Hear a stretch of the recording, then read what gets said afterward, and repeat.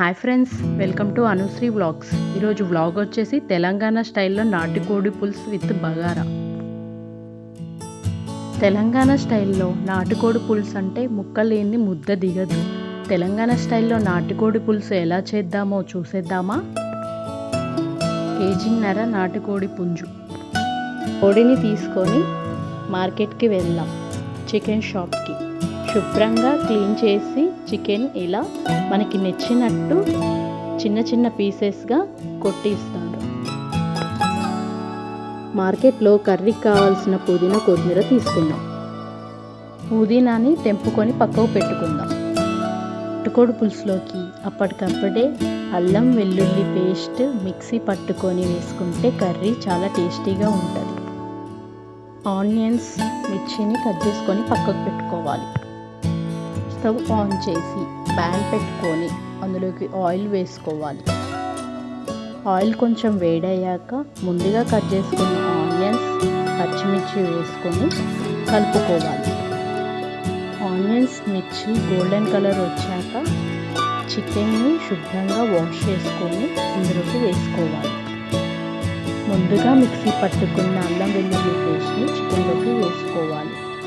ఇలా వేసుకున్న అల్లం వెల్లుల్లి పేస్ట్ని మంచిగా పచ్చి వాసన పోయేంత వరకు కలుపుకొని పసుపు వేసుకోవాలి. పసుపు వేసుకున్నాక మంచిగా కలుపుకోవాలి. అందులోనే హోల్ గరం మసాలా స్పైసెస్ వేసుకోవాలి. టేస్ట్కి తగ్గట్టు సాల్ట్ వేసుకోవాలి. ముందుగా తెంపిన పుదీనా కొత్తిమీరని వాష్ చేసుకొని కర్రీలోకి వేసుకొని ఇలా కలుపుకోవాలి. కర్రీ ఇలా ఉడుకుతున్నప్పుడే కారం ఎక్కువ వేసుకోవాలి. కారం ఎక్కువ వేసుకుంటేనే నాటుకోడి పులుసు బాగుంటుంది, లేకపోతే నీసు వాసన వస్తుంది. కర్రీ ఇలా దగ్గరికి వచ్చాక వాటర్ పోసుకోవాలి. మూత పెట్టి 5 or 6 విజిల్స్ రావాలి. నాటుకోడి ఉడకడానికి టైం పట్టింది. ఉడికిన తర్వాతకి గరం మసాలా వేసుకోవాలి. ఇలా మొత్తం దగ్గరికి వచ్చేలాగా ఉడికించుకోవాలి. మరియు పచ్చిధనియాల పొడి వేసుకోవాలి. లాస్ట్లో పుదీనా కొత్తిమీర వేసుకుంటే కర్రీ రెడీ. ఇప్పుడు బగారా రైస్ ఎలా చేద్దామో చూసేద్దామా? బగారాలోకి కావాల్సిన ఇంగ్రీడియంట్స్: స్పైసెస్, ఆనియన్స్, మిర్చి, గ్రీన్ పీస్, పుదీనా కొత్తిమీర. స్టవ్ ఆన్ చేసి ఒక ప్యాన్ పెట్టుకొని స్పూన్ నెయ్యి వేసి కొంచెం ఆయిల్ వేసుకోవాలి. ముందుగా చూపించిన స్పైసెస్, మిర్చి, ఆనియన్స్ వేసుకోవాలి. అందులోనే గ్రీన్ పీస్ వేసేసుకోవాలి. ఇలా అన్నీ వేసేసుకొని కలుపుకోవాలి.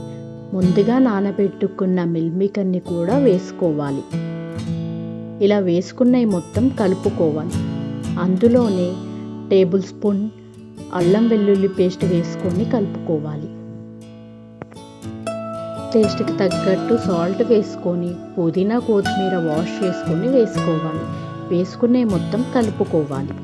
3 గ్లాసెస్ రైస్కి 6 గ్లాసెస్ వాటర్ వేసుకోవాలి. ఇలా మరిగేటప్పుడు ముందుగా నానబెట్టుకున్న రైస్ని కూడా ఇందులో వేసుకోవాలి. ఇలా మూత పెట్టుకొని ఉడికించుకోవాలి. ఇలా పుల్లలుగా ఉడికేదాకా ఉంచుకోవాలి. మొత్తం ఉడికిన తర్వాతకి లాస్ట్లో పుదీనా కొత్తిమీర వేసుకోవాలి. ఎంతో టేస్టీ బగారా రెడీ.